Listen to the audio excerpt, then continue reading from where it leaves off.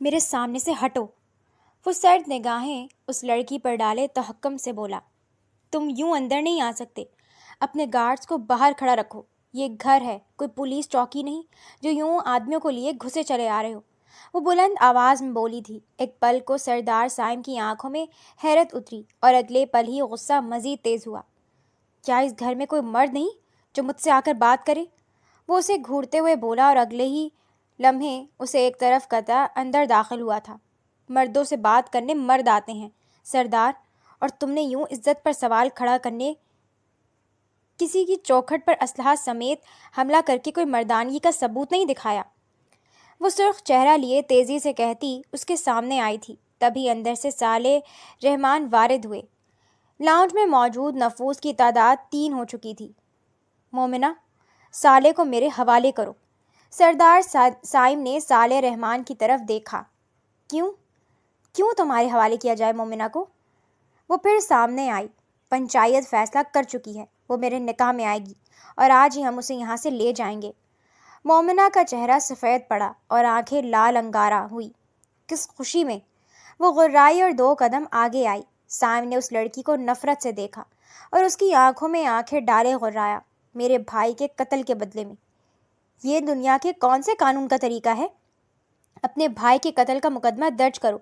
یہ کام عدالت کا، سزا کا فیصلہ عدالت کرے گی۔ ہم کسی پنچایت کو نہیں مانتے۔ تم مانو یا نہ مانو لڑکی، مومنہ یہاں سے ضرور جائے گی۔ صالح رحمان سکتے کی حالت میں کھڑے تھے۔ سامنے ان کی لاڈلی بیٹی تھی، سمجھدار، پر اعتماد، خوابوں سے بھرپور زندگی کا سامان، اور وہ بے بسی کی حالت میں تھے، سخت بے بسی اور لاچاری۔ مومنہ، تم اندر جاؤ، میں بات کرتا ہوں۔ سائم یکدم چونکا۔ تو یہ ہے مومنہ؟ وہ دل ہی دل میں بڑبڑایا۔ درمیانہ متناسب قد، جسم، گندمی رنگت اور تیکھے نقوش والی وہ لڑکی پیاری تھی، مگر اسے امتیاز اس کی ظاہری حالت نے نہیں بخشا تھا۔ اس کی بے خوفی اور نڈر پن زیادہ خطرناک تھے۔ پاپا، میں اندر نہیں جاؤں گی، اس نے سائم کی آنکھوں میں دیکھتے کہا تھا۔ شافع نے قتل نہیں کیا، وہ صرف 17 سال کا ہے، وہ تو ایک چونٹی کو قتل نہیں کر سکتا۔ اس پر جھوٹا الزام لگا کر تم کیوں ہمارے پیچھے پڑ گئے ہو؟ تمہارا بھائی اور تمہارا چچا زاد، تو جا کر چچا زاد سے حساب لو۔ وہ شافع سے عمر میں بھی بڑا ہے اور میں اس کی گواہی نہیں دے سکتی، مگر ہماری جان چھوڑو، میرے بھائی کی زندگی برباد مت کرو، وہ ایک معصوم بچہ ہے، وہ قاتل نہیں ہے۔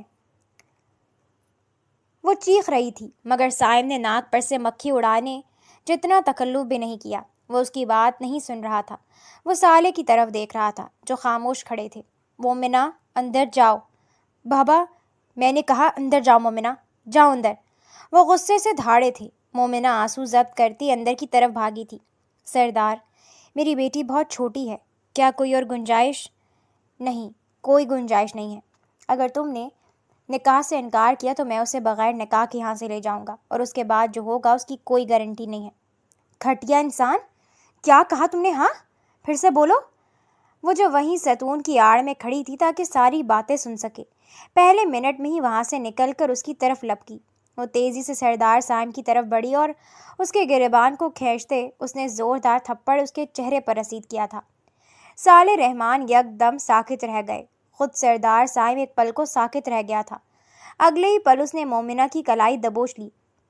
معاف کریں اسے، یہ چھوٹی ہے بہت، نہ سمجھ ہے، اس کے بدلے میں معافی مانگتا ہوں، یہ خود آپ سے معافی مانگے گی۔ مومنہ، وہ یک دم بوکھلا سے گئے تھے۔ قادر بخش، اندر آؤ۔ وہ وہیں کھڑے کھڑے غرایا۔ اگلے ہی پل اسلحہ بردار محافظ اندر آئے۔ اسے گاڑی میں ڈال دو، اس نے جھٹکے سے اسے ایک طرف دھکیلا۔ وہ بری طرح لڑکھڑائی۔ اس سے پہلے کہ وہ محافظ پر حملہ کرتی، صالح اس طرف لپکے۔ گارڈز نے بندوقیں تان لی۔ میرے بابا کے اوپر سے بندوق ہٹاؤ، وہ چیخی۔ ان میں سے ایک نے اس کی طرف پستول سے اشارہ کیا۔ چلو ہمارے ساتھ۔ میں کہیں نہیں جاؤں گی، سمجھے تم؟ پلیز اس پر رحم کرو، وہ بچی ہے۔ وہ بچی ہے، آپ تو بچے نہیں ہیں۔ بیٹی کو بہادر بنانے کے چکر میں جلد باز، بدتمیز اور ضدی بنا دیا ہے، مگر فکر مت کریں، میں اسے چند دنوں میں تمیز سکھا دوں گا۔ سرد نگاہیں اس کے وجود میں اتارتے وہ وہاں سے جانے لگا تھا۔ سردار سائم، ہمیں ایک موقع دو، ہم بات ختم ہو چکی، اور بات اب صرف میرے بھائی کے قتل تک نہیں رہی، میری عزت تک آ گئی ہے، چلتا ہوں۔ وہ اپنے گارڈز کو اشارہ کرتا باہر لپکا۔ خون خرابے سے بچنا ہے تو کوئی مزاحمت نہیں ہونی چاہیے۔ وہ اسے دھمکاتے ہوئے پکڑ کر گھسیٹتے ہوئے وہاں سے لے جانے لگے۔ وہ چیختے ہوئے مسلسل خود کو بچانے کی کوشش کر رہی تھی۔ صالح رحمان دہائیاں دیتے ان کے پیچھے لپکے تھے، مگر وہ کسی کی ایک نہ سنتے اسے زبردستی گاڑی میں ڈالے وہاں سے لے کر جا چکے تھے۔ صالح رحمان وہیں سر پر ہاتھ رکھے کھڑے رہ گئے، ان کی آنکھیں نم تھیں۔ وہ اسے لے کر چلا گیا۔ وہ اپنی بیوی شابینہ کی طرف دیکھ کر بولے، آنکھوں میں ملال تھا، ہم بے بس ہیں صالح، ہمارا بچہ چھوٹا ہے، کیا اکلوتے بیٹے کو ان کے حوالے کر دیتے؟ وہ نظریں چرا کر بولی تھیں۔ سامنے ہی 17 سالہ شافع بیٹھا تھا۔ اس کے نصیب میں یہی لکھا تھا، پہلے باپ اور پھر ماں کے سائے سے محروم ہوئی، مگر ہم نے اسے حقیقی والدین جتنا ہی پیار دیا، پڑھایا لکھایا۔ اپنے دل پر بوجھ نہ لیں، آپ نے سکینہ سے کیا وعدہ تو نبھایا، اسے پڑھایا لکھایا، اور نکاح شاید ایسی اس کی قسمت میں لکھا تھا۔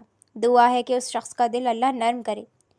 ونی میں لی گئی بیٹیوں کے لیے کسی کا دل نرم نہیں پڑتا۔ وہ ایک فرما بردار اور ذہین بچی تھی۔ پتہ نہیں وہ وہاں اس کے ساتھ کیا سلوک کریں، میں اس کی مرحوم ماں کو کیا جواب دوں گا۔ اسے جذبات میں آ کر اتنے بڑے سردار کو تھپڑ مارنے کی کیا ضرورت تھی؟ آپ بات کرنے گئے تو تھے؟ شاہینہ دبے دبے لہجے میں کہہ رہی تھیں۔ صالح گہری سانس بھر کر رہ گئے۔ مومنہ ان کی سوتیلی بیٹی تھی، یعنی پہلی بیوی کے پہلے شوہر کی اولاد، جسے انہوں نے 6 مہینے کی عمر سے ایک باپ کی طرح پالا پوسا تھا۔ انہیں اپنی بیوی سکینہ سے گہری محبت تھی، اور یہ محبت فقط 1 سال چل سکی۔ وہ شادی کے 1 سال بعد ہی اس دنیا سے چلی گئیں، اور پھر مومنہ کو صالح اور شاہینہ نے پال پوس کر بڑا کیا۔ شاہینہ سے شادی تب ہوئی جب مومنہ 3 سال کی تھی، لیکن آج ثابت ہو گیا تھا، اپنی اولاد اپنی ہوتی ہے، اور اپنی اولاد پر غیر کو کوئی ترجیح نہیں دیتا، چاہے وہ کتنا بھی با کردار اور اعلیٰ انسان کیوں نہ ہو۔ کمرے میں ہلکی سنہری روشنی تھی، پردے موٹے مخملی تھے اور فرش پر ایران کا قیمتی قالین بچھا تھا۔ فضا میں عود کی خوشبو گھلی ہوئی تھی۔ مومنہ کی آنکھ کھلی تو پہلے چند لمحے اسے کچھ سمجھ نہ آیا۔ سر بھاری تھا، جیسے کسی نے نشہ آور دوا دے دی ہو۔ اس نے پلکیں جھپکائیں اور چھت کو گھورا۔ چھت پر شاندار فانوس لٹک رہا تھا۔ کرسٹل کی روشنی دیواروں پر بکھر رہی تھی۔ یہ کمرہ اس کا نہیں تھا، یہ اس کا گھر بھی نہیں تھا۔ وہ ایک دم اٹھ کر بیٹھی۔ دل زور سے دھڑکنے لگا۔ سفید ململ کا لمبا گاؤن اس کے جسم پر تھا۔ اس کے اپنے کپڑے کہاں گئے؟ وہ اغوا ہوئی تھی، اسے زبردستی گھر سے لایا گیا تھا، مگر پھر اس کے بعد کیا ہوا؟ اس نے دماغ پر زور ڈالا۔ ایک ایک کر کے سارے منظر آنکھوں کے سامنے گھومنے لگے، مگر ہر شے دھندلائی ہوئی تھی۔ اسے کچھ بھی سمجھ نہ آیا۔ میں یہاں کیسے آئی؟ اس نے دھیرے سے خود سے کہا۔ آواز بھرا گئی تھی، گلا خشک تھا۔ اس نے کمرے کا جائزہ لیا۔ ایک طرف بڑی سی لکڑی کی الماری، دوسری طرف صوفہ، سامنے کھڑکی جس کے پردے بند تھے، دروازہ بند تھا۔ قدموں کی آواز آئی۔ مومنہ کا سانس اٹک گیا۔ دل چاہا چیخے، مگر آواز ساتھ نہ دی۔ دروازہ کھلا اور وہ اندر داخل ہوا۔ لمبا قد، سیاہ قمیص شلوار پہنے، ہاتھ میں لکڑی کی تسبیح، چہرہ سخت، آنکھیں گہری مگر تھکی ہوئی، مگر ان آنکھوں میں ایک عجیب سی پر اسراریت تھی۔ مومنہ کی آنکھیں پھیل گئی۔ خوف کی ایک سرد لہر اس کی ریڑھ کی ہڈی سے گزری۔ تم؟ اس کے ہونٹ کانپے۔ صائم نے دروازے کے پاس کھڑے ہو کر اسے اوپر سے نیچے تک دیکھا، پھر طنزیہ مسکرایا۔ وہ مسکراہٹ مومنہ کے لیے زہر سے کم نہ تھی۔ جاگ گئی؟ اس کی آواز دھیمی تھی۔ مومنہ نے کمبل کو سینے سے بھینچ لیا۔ میں یہاں کیا کر رہی ہوں؟ تم نے مجھے اغوا کیا تھا۔ صائم آگے بڑھا اور صوفے پر بیٹھ گیا۔ ٹانگ پر ٹانگ رکھ کر اس نے تسبیح ایک طرف رکھ دی۔ اغوا؟ وہ ہنسا۔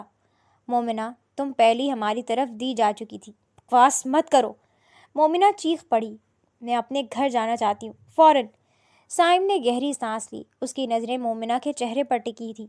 ان آنکھوں میں طنز تھا، تھکن تھی اور کچھ اور بھی جو مومنہ سمجھ نہ سکی۔ تم یہاں میری بیوی کی حیثیت سے ہو، صائم نے کہا۔ کمرے میں سناٹا چھا گیا، صرف فانوس کی ہلکی کیا؟ یہ مذاق ہے نا؟ تم اور میں اتنے بے تکلف ہیں کہ میں تم سے مذاق کروں گا؟ صائم نے سرد لہجے میں کہا۔ خیر، تم خود ہی سوچو کہ تم یہاں کیا کر رہی ہوگی نکاح کے بعد۔ یہ کیسے ہو سکتا ہے؟ تم جھوٹ بول رہے ہو۔ میں نے تم سے شادی نہیں کی، میں تمہیں جانتی تک نہیں۔ کل تک تو تم میرے لیے ایک اجنبی تھے۔ صائم اٹھا، الماری کی طرف گیا، लकड़ी के पट खोले और अंदर से एक फाइल निकाली। मोटा लिफाफा था। उसने वो लिफाफा खोलकर एक कागज़ निकाला और मोमिना के कदमों में लाकर फेंक दिया। मोमिना ने कांपते हाथों से वो कागज़ उठाया। उसके हाथ पसीने से भीग गए। ये मेरे दस्तखत नहीं है, उसने कहा, मगर आवाज़ लड़खड़ा गई। गौर से देखो, साइम ने कहा। 3 जगह तुम्हारे दस्तखत हैं और गवाहों के भी। मौलवी साहब ने भी मोहर लगाई है। मोमिना ने पढ़ना शुरू किया। तारीख, वक्त, मेहर, नाम सब कुछ था और सबसे नीचे उसके नाम के साथ दस्तखत, बिल्कुल उसके जैसे। लेकिन उसे तो कुछ भी याद नहीं। नहीं, वो सर हिलाने लगी। ये नहीं हो सकता, मैंने कबूल नहीं किया, तुम झूठ बोल रहे हो। कल रात तुम बेहोश हो गई थी सदमे से और मैं तुम्हें उठाकर यहाँ लाया था। जानती हो तुमने मुझे क्या कहा मोमिना? मैं थक गई हूँ। झूठ। मोमिना ने कागज़ उसकी तरफ उछाल दिया। तुमने मुझे बेहोश किया, तुमने ज़बरदस्ती की। साइम की आंखों में अजीब सी मुस्कुराहट उतरी, जैसे उसका मजाक उड़ा रहा हो। ज़बरदस्ती? अगर मैं ज़बरदस्ती करता तो क्या तुम इस कमरे में इस तरह सुकून से नींद पूरी कर रही होती? तुमने उल्टी कर दी थी, इसलिए तुम्हारे कपड़े तब्दील करने पड़े। क्या क्या कहा तुम? वो एकदम सुर्ख पड़ती गुस्से से बेफर उठी, खुद को उसकी गिरफ्त से छुड़ाना चाहा। इस खुशफहमी में तो नहीं आ रही कि तुम्हारा लिबास मैंने तब्दील किया होगा। वो उसकी आंखों में आंखें डाले पुरतपिश मुस्कुराहट लिए उसे देख रहा था। मोमिना ने सख्ती से आंखें मींच लीं। तुम मेरे लिए एक आम लड़की से ज़्यादा अहमियत नहीं रखती। सरदार पर हाथ उठाने की गलती के बाद इस खुशफहमी में मत रहना। मैं तुम्हें इससे बढ़कर कोई दर्जा दूंगा। तुम यहाँ सिर्फ इसलिए मौजूद हो क्योंकि इस वक्त कोई कमरा साफ नहीं था। अब तुम्हारे लिए बराबर वाला कमरा तैयार कर दिया गया है। तुम वहाँ रहोगी। अब उठो और जाकर अपना लिबास तब्दील करो। मोमिना का दिल एक बार फिर डूबा। वो उठी, टांगें कांप रही थीं। लड़खड़ाते कदमों से वो दरवाजे तक गई। हैंडल घुमाया, दरवाज़ा खुल गया। बाहर लंबा कॉरिडोर था। संगे मरमर का फर्श, दीवारों पर बड़ी बड़ी तस्वीरें। 2 गार्ड खड़े थे। मोमिना वापस पलटी। उसकी आंखों में आंसू थे। मैं पुलिस के पास जाऊंगी, उसने कहा। जा सकती हो। साइम ने कंधे उचकाए। चेहरे पर पुरलुत्फ मुस्कुराहट थी। मगर सोच लो, पछताना ना पड़े। तुम्हारी कोई मदद नहीं करेगा मोमिना, क्योंकि तुम मेरी बीवी हो और तुम्हारे वालिदैन तुम्हें मेरे हवाले कर चुके हैं। खुद को मुश्किल में डालने के बजाय अपनी किस्मत बदलने का इंतज़ार करो। मोमिना की आंखों से आंसू बह निकले। तुम बहुत घटिया हो सकता हूँ, साइम ने आहिस्ता से कहा, मगर अब तुम मेरी बीवी हो और मुझे फर्माबरदार और धीमे मिजाज की लड़कियां अच्छी लगती हैं। मैं तुमसे नफरत करती हूँ, वो बोली। मोहब्बत तो मैं भी नहीं करता मोमिना, साइम ने मुस्कुरा कर कहा। मोमिना एक पल को साकित रह गई। ये इतना पुरसकून और ढीठ क्यों था? बाबा अभी तक क्यों नहीं आए? वो बड़बड़ाई।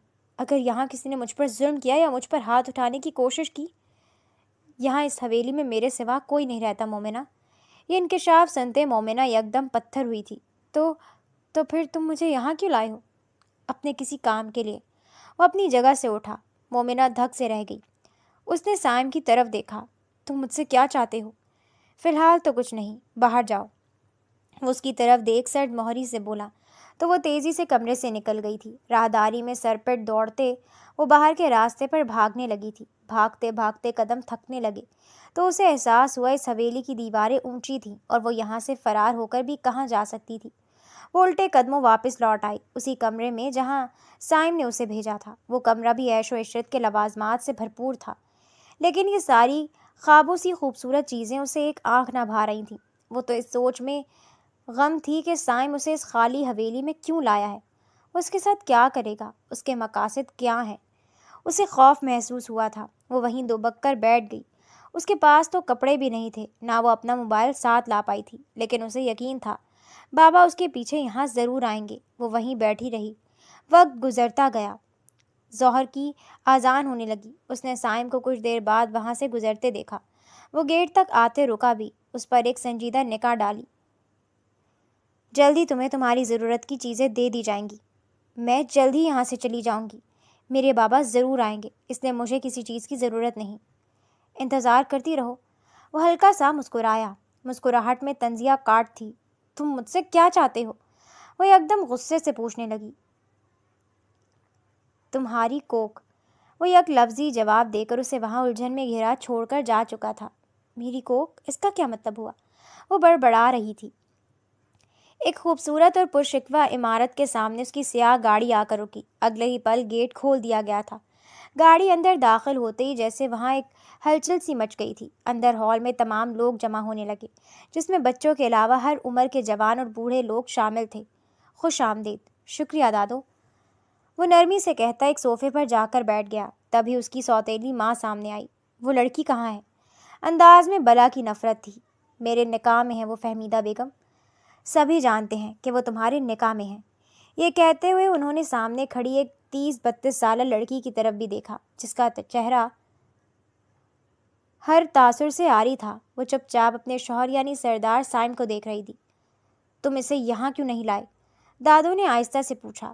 یہ معاملہ اتنا سادہ نہیں ہے جتنا دکھائی دیتا ہے، تو میں آپ لوگوں سے یہی توقع کرتا ہوں کہ فی الحال اس معاملے کا پیچھا چھوڑ دیں۔ وہ لڑکی ہمارے پاس ہے، مگر میں اسے یہاں نہیں لا سکتا۔ کیوں نہیں لا سکتے؟ کہیں تمہاری نیت تو خراب نہیں ہوگی نکاح کے بعد؟ ہاں بولو۔ اگر تم میں ذرا بھی احساس ہوتا تو تم ایک دن نہیں لگاتے اس کی چمڑی ادھیڑ دینے میں۔ چمڑیاں ہی دینا باقی رہ گیا میرے لیے۔ کیا اتنا کافی نہیں ہے کہ وہ میں ہمارے پاس ہے؟ نہیں، اتنا کافی نہیں ہے۔ اصل وارث میں ہوں، وہ میرا بیٹا تھا۔ اس کے قاتلوں کو میرے سامنے لایا جائے۔ تم کون ہوتے ہو فیصلہ کرنے والے؟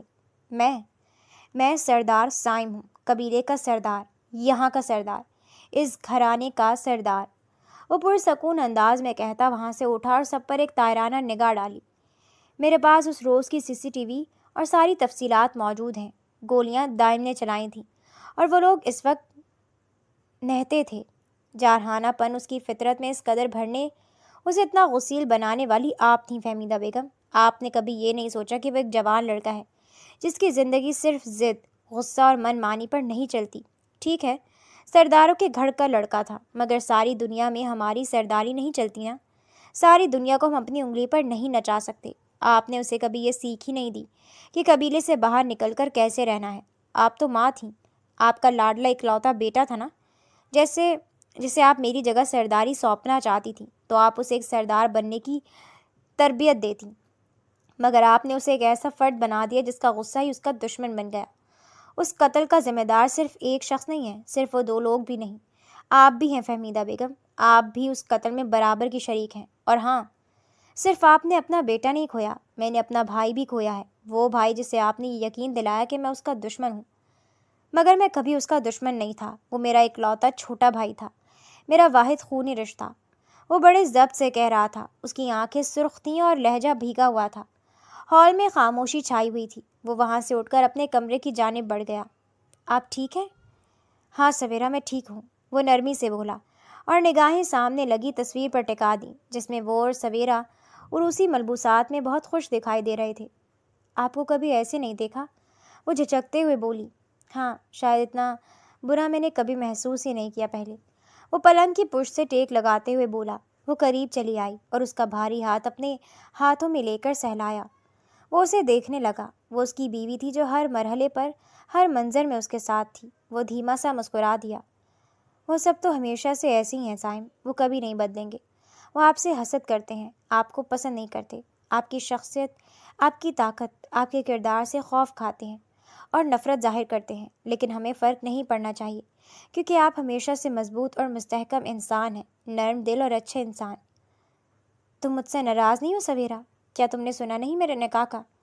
وہ اس کی آنکھوں میں دیکھتے پوچھ رہا تھا، لیکن دل ہی دل میں ایک سکون سا اترا ہوا تھا کیونکہ سامنے کھڑی بندی اس کی کل کائنات تھی۔ سویرا کے چہرے پر ایک رنگ آیا تو ایک گیا۔ اس کا ہاتھ کانپ اٹھا، پلکیں آنسو سمیٹنے کو بار بار جھپکنے لگی۔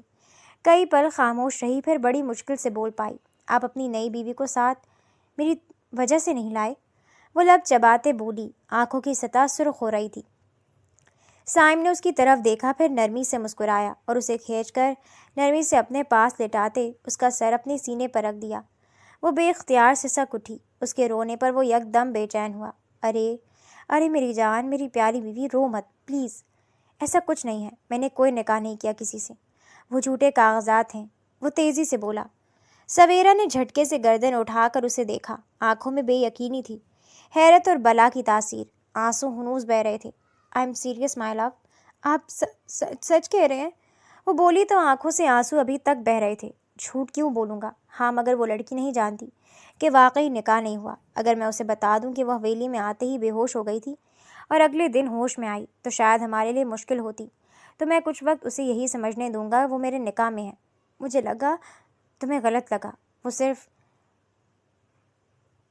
سروگیسی کرے گی ہمارے لیے۔ میں نے فیصلہ کر لیا ہے، وہ کہہ کر اسے اپنی جگہ سے اٹھ کر بیٹھنے پر مجبور کر گیا۔ وہ بے یقینی سے اسے دیکھے گئی، جیسے ہنوز یقین نہ آ رہا ہو کہ دونوں باتیں سچ تھیں۔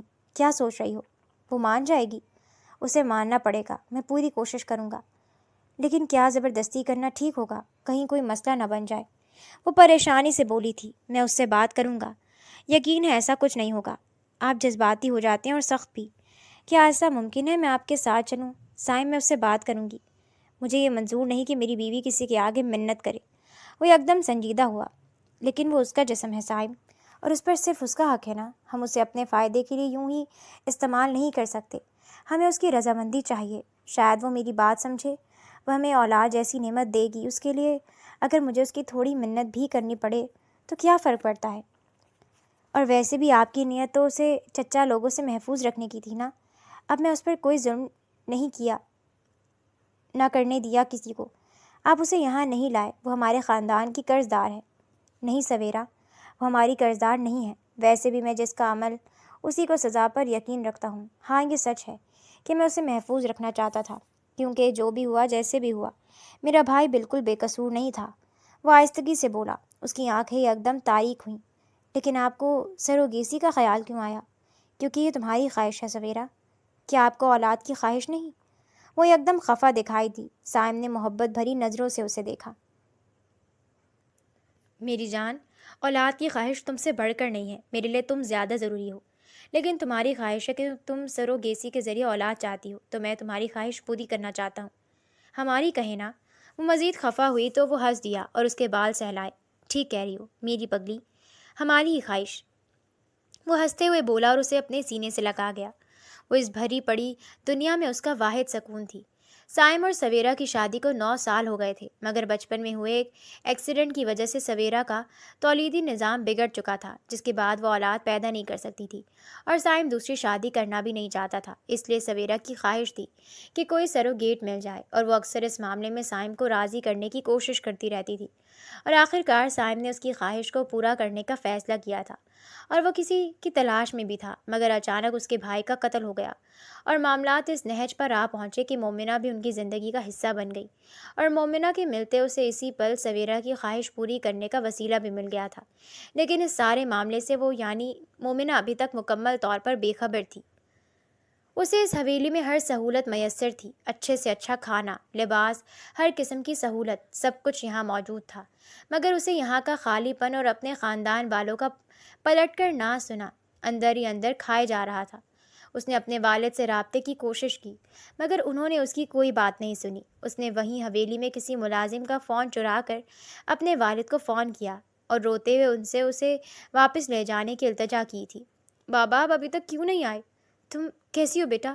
کیا وہ تمہارے ساتھ کوئی ظلم؟ زبردستی گھر سے لے جانے اور نکاح کرنے کے بعد ایک حویلی میں قید کر کے چلے جانے سے بڑا کوئی ظلم ہے کیا بابا؟ آپ کیوں نہیں آئے؟ وہ روتے روتے ہوئے بولی تھی۔ تبھی اس کی ماں نے فون چھین لیا اور کان سے لگایا۔ مومنہ، تمہارا نکاح ہو گیا نا؟ اور بقول تمہارے تم پر کوئی ظلم بھی نہیں ہو رہا، نکاح ہی ہوا ہے، کسی نے تمہیں مارا پیٹا اور بقول تمہاری حویلی میں رکھا ہے جہاں کوئی نہیں، تو پھر اور کیا چاہتی ہو تم؟ کہ ہم مداخلت کر کے تمہیں اور خود کو مزید مشکل میں ڈال دیں؟ پلیز سمجھوتا کرو، اپنے بھائی کے لیے، ہمارے لیے یہ کڑوا گھونٹ پی لو، دوبارہ یہاں فون مت کرنا، سردار لوگوں کو معلوم ہوا تو ہمیں تنگ کریں گے۔ وہ کہہ کر فون بند کر گئی، اور مومنہ حیرت سے فون کو تکتی رہ گئی۔ اس کے اندر کچھ بہت بری طرح ٹوٹا تھا، آنکھوں سے آنسو بہنے لگے۔ وہ کبھی بھی میری ماں نہیں تھی، لیکن میں نے انہیں ماں جیسا پیار اور عزت دی، میں نے ان کی خدمت کی، ان کا خیال رکھا، چھوٹی سی عمر سے ان کے ساتھ ہر کام میں مدد کی، ان کی زندگی آسان کرنے کی کوشش کی۔ شاید وہ سب میری کی گئی ایفرٹس کا نتیجہ تھا۔ وہ صرف اپنا کردار نبھا رہی تھیں۔ وہ مجھ سے ماں جتنا پیار نہیں کرتی تھی، لیکن بابا تو میرے بابا ہیں، وہ کیوں کچھ نہیں کر رہے؟ وہ سسک پڑی تھی، ہر گزرتا پل اسے مایوسی کے دلدل میں دھسا رہا تھا۔ وہ اس حویلی میں 1 ہفتے سے تھی اور وہ سردار دوبارہ وہاں نہیں آیا تھا۔ یہ اس کے لیے ایک اچھی بات تھی، لیکن اندر سوالوں کا طوفان تھا، مچلتا رہتا تھا، اور سب سے اہم سوال تھا کہ وہ کوک والی بات سے اس کا کیا مطلب تھا۔ وہ کمرے میں موجود تھی جب اچانک ہی ملازمہ اندر آئی۔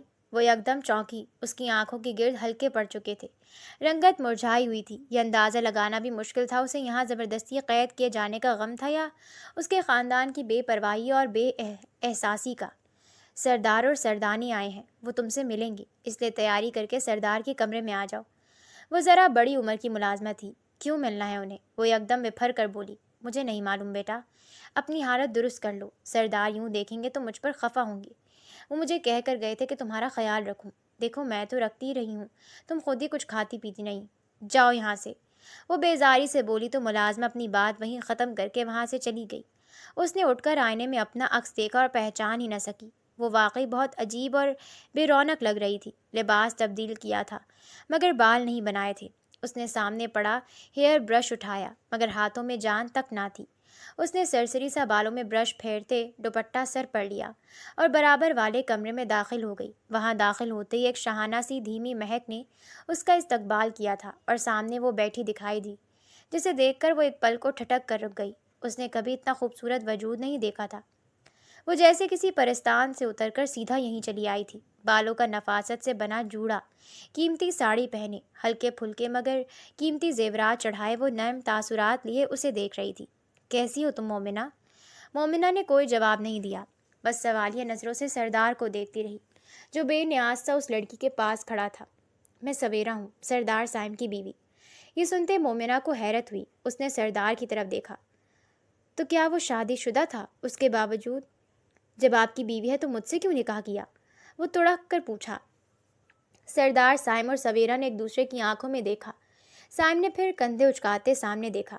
میں تمہارے آگے جواب دے نہیں ہوں، اور ہاں، یہ میری بیوی ہے۔ اس سے بات کرتے ہوئے ادب و احترام کا دھیان رکھنا۔ کوئی اس سے اونچی آواز یا بد تہذیبی کا رویہ اپنائے تو میں اسے معاف نہیں کرتا۔ اتنے جینٹل مین ہیں تو راہ چلتی لڑکی کو اغوا کر کے نکاح میں رکھنے کی کیا دلیل ہے؟ بہت سی دلیلیں ہیں مومنہ، جنہیں تم جلدی سمجھ جاؤ گی۔ سائم کچھ کہتا ہے، اس سے قبل ہی سویرا اپنی جگہ سے اٹھتی نرمی سے سائم کا ہاتھ دبا کر اسے خاموش رہنے کا اشارہ کرتے بولی۔ سائم کچھ پل وہی کھڑا تن نظروں سے اسے گھور کر باہر کی جانب بڑھ گیا۔ بیٹھو مومنہ، پلیز پرسکون ہو جاؤ، میں تمہاری پوزیشن سمجھ سکتی ہوں، وہ نرمی سے بولی۔ مومنہ کئی پل اسے دیکھتی رہی، پھر خاموشی سے کاؤچ پر جا بیٹھی۔ کبھی کبھار چیزیں وہ نہیں ہوتی جو ہمیں دکھائی دیتی ہیں، بالکل ویسے ہی سائم ویسا مرد نہیں جیسا وہ تمہیں لگ رہا ہے۔ وہ اسے خاموشی سے دیکھتی رہی، جیسے اس کی بات کا مطلب سمجھ نہ پا رہی ہو۔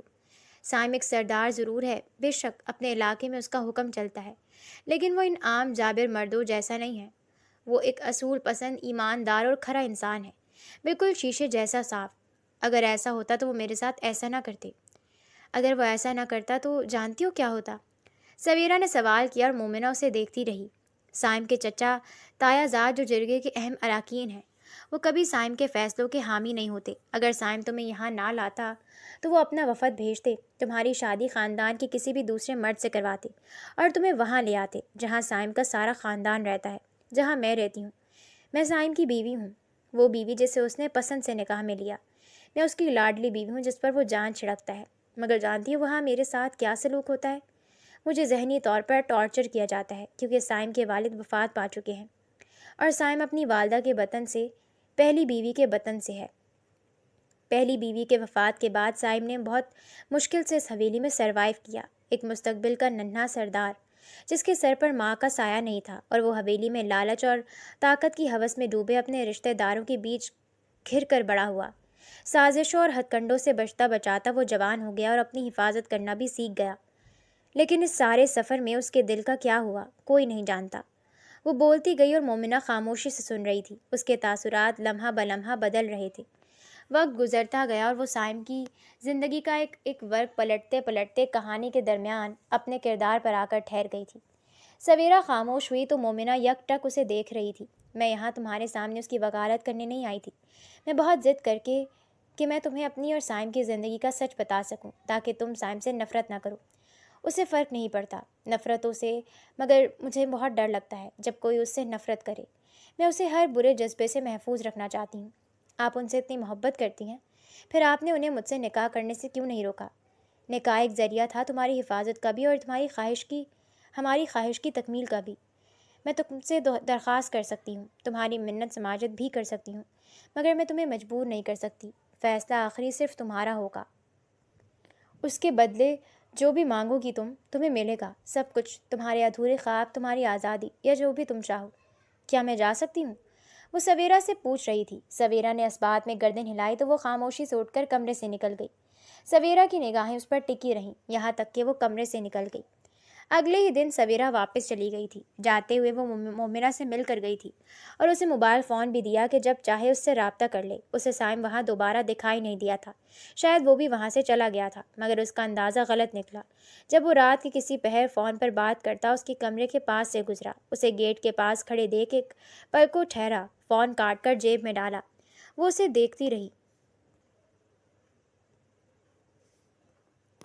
چہرے پر کئی سوال، کئی تاثرات تھے، مگر وہ خاموش اور بے تاثر چہرے کے ساتھ کھڑا تھا۔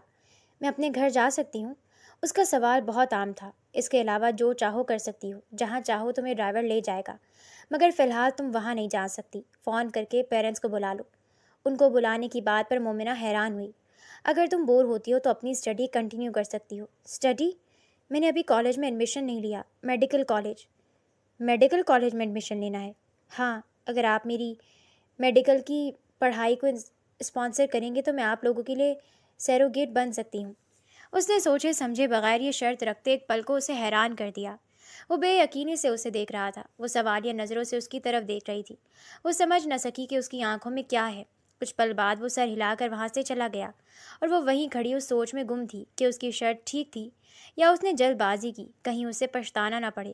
ڈاکٹر بننا اس کا خواب تھا جس سے اس کے گھر والوں نے کوئی اہمیت نہیں دی تھی، اور اس نے بھی بغیر کسی ضد کے اسے چھوڑنے کا فیصلہ کر کے نرسنگ کی طرف جانے کا سوچا تھا۔ مگر انہی دنوں میں اس کی زندگی 360 ڈگری تک بدل گئی تھی۔ مگر اب جب سارے راستے بند تھے اور اسے ایک راستہ دکھائی دے رہا تھا تو وہ اسی پر جانے کا سوچنے لگی تھی۔ کیا وہ غلط کر رہی تھی؟ اس کا جواب اب بھی اس کے پاس نہیں تھا، لیکن اس نے فیصلہ پھر بھی کر لیا تھا۔ اگلے دو دنوں میں ہی سویرا واپس آ گئی تھی اور آتے ہی اس نے مومنہ کو گلے لگا لیا تھا۔ مجھے اللہ کے بعد تم سے امید تھی مومنہ، مگر یقین نہیں تھا کہ تم اتنی جلدی مان جاؤ گی۔ تمہارا یہ احسان میں کبھی نہیں بھولوں گی، کبھی بھی نہیں۔ وہ اسے خود سے لگائے کہہ رہی تھی۔ مومنہ اسے دیکھ نہیں رہی تھی بلکہ عقب میں کھڑے سائم پر اس کی نگاہیں تھیں، جو وہیں بے تاثر چہرہ لیے پیٹھ پر ہاتھ باندھے کھڑا تھا۔ مومنہ نظریں چرا گئی اور آہستگی سے خود کو دور کیا۔ ہم جلدی ڈاکٹر کے پاس چلیں گے۔ تم ڈاکٹر کی پڑھائی اس کے بعد ہی شروع کرو گی نا؟ نہیں، اسی مہینے داخلہ ہونا ہے، ورنہ میرا ایک سال ضائع ہو جائے گا۔ اور سائم کو دیکھتے ہوئے بولی۔ اس کے انداز میں دھیما پن ضرور تھا مگر کوئی جھجک نہیں تھی۔